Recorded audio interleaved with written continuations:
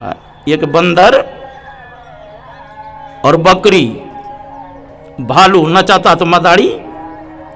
अब महात्मा जी जंगल में रहते थे तो पूछा मदारी से, ये बंदर भालू और बकरी को क्या करते हो? कहा महाराज इसको मैं सिखाया हूं, ये इसको नाचता है। कहा थोड़ा सा नाच हमको भी दिखा दो।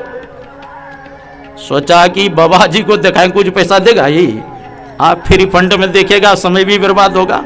फिर सोचा कि बाबा जी अगर अंतर मंतर कर दिया तो फिर लग जाएगा।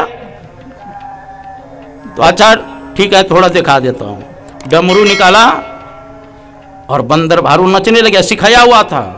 महात्मा जी ने कहा बहुत बढ़िया से तुम सिखाया है, बढ़िया वो नाच दिखाता है। अच्छा ये काम करो, आंख बंद करो। अब मदारी के मन में हुआ कि बढ़िया नाच जो दिखाया, इसको लोभ हो गया।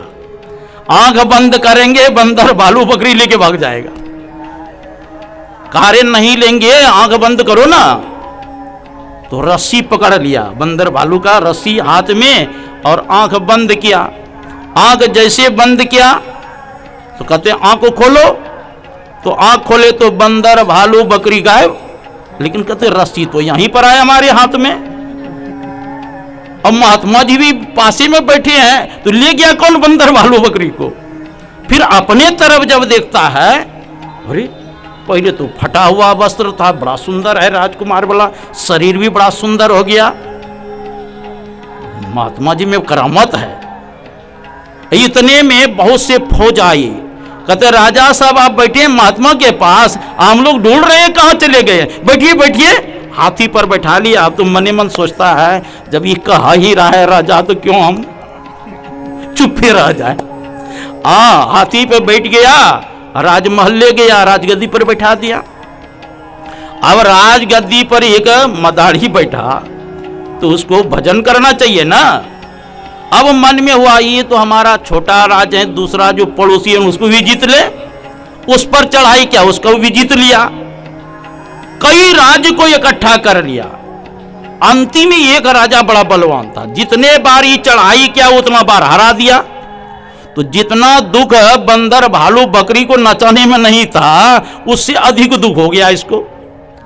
फिर मन में सोचा जिस बाबा जी के कृपा से मैं मदारी से राजा बन गया, अगर वो बाबा जी थोड़ा सा कृपा कर दे तब मैं इस राजा को जीत सकता हूं। तो वो आया महात्मा जी के पास, कहा रे बहुत दिन के बाद आया। हाँ महाराज आपके कृपा से मैं राजा बन गया, बहुत राज्य को जीत के इकट्ठा कर लिया, लेकिन एक राजा इतना बलवान है कि जितना बार मैं चढ़ाई करता हूं वही परास्त कर देता है हमको। तो बाबा थोड़ा सा कृपा कर देते ना तो निहाल हो जाते। अच्छा अभी कृपा थोड़ा सा बाकी है। अच्छा ठीक है, आंख बंद करो। पहले विलंब से क्या था बंद, आपकी बार जैसे कहा आंख बंद करने के लिए वैसे बंद कर दिया। फिर कहते आंख खोलो। आंख खोला तो देखता है वही भालू है, वही बंदर है, वही बकरी है, वही लाठी है। महाराज ये क्या कर दिए? कहा तू थोड़ा सा ना खेला दिखाया, तो हमें कितना बड़ा खेला दिखाया। अरे तुमको राजा बना दिया तो तुमको भजन करना चाहिए, गरीबों का सहायता करना चाहिए, और तू इस राजा पर दूसरे राजा पर चढ़ाई करने लग गया। हाँ तो उसी प्रकार मदारी वाला हाल होगा हम लोगों का, है ना। अब की पासा ना पड़े तो फिर 84 जाए। अगर इस जन्म में भजन नहीं किया, मोक्ष मुक्ति को नहीं प्राप्त किया, तो फिर 84 में जाना पड़ेगा। सुखदेव जी महाराज कहते हैं परीक्षित को, यह प्राप्त मानुषम लोकम मुक्ति द्वारम अपावृतम गृहेश खगवत्सक्तम तस्मारूढ़ च्युतम विदु। कहते ये मानव शरीर क्या है?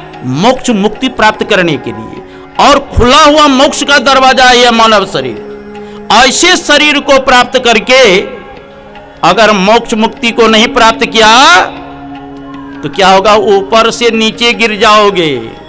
देखो जी आप लोग बैठे हैं, अगर नीचे गिरेंगे तो थोड़ा सा चोट लगेगा ना। हम गिरेंगे तो बेसी लगेगा कि नहीं? और जो हवाई जहाज से गिरेगा तो चकनाचूर हो जाएगा। तो जो पहले से गिरा हुआ है वो गिर के कहां जाएगा? जो नहीं गिरा है उसको ना भय है, और जो प्रधानमंत्री बना ही नहीं उसको भय है। और जो बना है उसको भय है कि नहीं? तो 84 लाख में जितने जानवर है वो तो पहले से ही है ही, वो कहां गिर के जाएगा? ये मानव को ही भय है ना, कहीं मनुष्य शरीर के अलावा किसी और शरीर में नहीं चला। तो कहते या प्राप्त मानुषम लोग मुक्ति द्वार अपावृतम गृहेश खगवसक्तम तस्मारूढ़ हम च्युतम विदु। कहा जो घर गृहस्थी में कपोत के समान पड़ा रहता है। कपोत जानते हैं? एक जंगल में एक कबूतर एक कबूतरी रहती थी। कबूतर कबूतरी को बड़ा प्रेम, मतलब दृष्टि से दृष्टि मिला हुआ था, शरीर से शरीर मिला था, आत्मा से आत्मा मिला था। भले ही दो शरीर था लेकिन प्रेम बड़ा दोनों का एक था। दोनों घोंसला में रहते रहते कबूतरी ने समय पाकर 2 अंडा दिए। समय पाकर के फूटा, कोमल कोमल बच्चा हुआ। अब कबूतरी का बच्चा जब फुदक फुदक करके माता पिता के शरीर पर कूदता था ना, तो माता पिता को बड़ा आनंद आता था। अब परिवार बढ़ गए। कबूतर कबूतरी दूर जाती थी चारा करने के लिए और अपने बच्चे को खिलाते थे। एक दिन क्या हुआ, व्याधा आया, अपना जाल फैला दिया और कुछ दाना डाल दिया। कबूतरी के बच्चा फुदक फुदक कर गया, दाना चुगने लग गया और पैर फंस गया जाल में। अब फड़फड़ा रहा है दोनों कबूतर के बच्चे। तब तक में कबूतरी आ गई। कबूतरी देखती है मेरे प्राणों के टुकड़े दोनों बच्चे जाल में फंस गए हैं। क्या कबूतरी अपने बच्चे को बचा सकती है? बचा तो सकती नहीं, विलाप करने लगी और इतना प्रेम उमड़ा कि स्वयं कबूतरी जाकर उसी जाल में फंस गई। तब तक में कबूतर आए। कबूतर देखता है मेरे प्राणों के टुकड़े दोनों बच्चे फंस गए हैं, मेरी अर्धांगिनी पत्नी भी फंस गई है।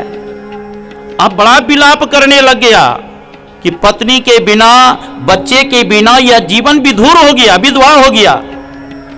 अब मैं जीकर क्या करूं? स्वयं कबूतर भी उसी जाल में जाकर के फंस गया। व्याधा का काम बन गया। कबूतर कबूतरी दोनों बच्चा को लेकर के अपना घर चले गए। का यही हाल हम लोगों का है। सुखदेव जी महाराज कहते हैं यही हाल हम लोगों के हैं कि देख रहे हैं हमारे बाप दादा चर दादा लकड़ दादा सब मर मर करके जम के घर चले गए और हम लोग जो बचे हैं सोचते हैं कि हमारा भी नंबर आने वाला है। का कपोत के समान जो घर गृहस्थी में ही रचे पचे रहते हैं,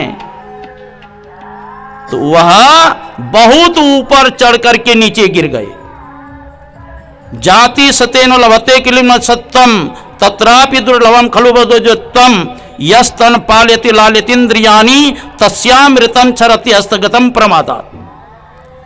कहते हैं बहुत जौनी में भ्रमण करते हुए तब मनुष्यत्व शरीर मिला है, और ऐसे शरीर को प्राप्त करके अगर विषय में ही लगे रहे रचे पचे रहे है ना, तो मानो हाथ में अमृत आया हुआ प्रमाद से नीचे गिरा दिया, जिसको पी करके अमृत को प्राप्त कर लेते।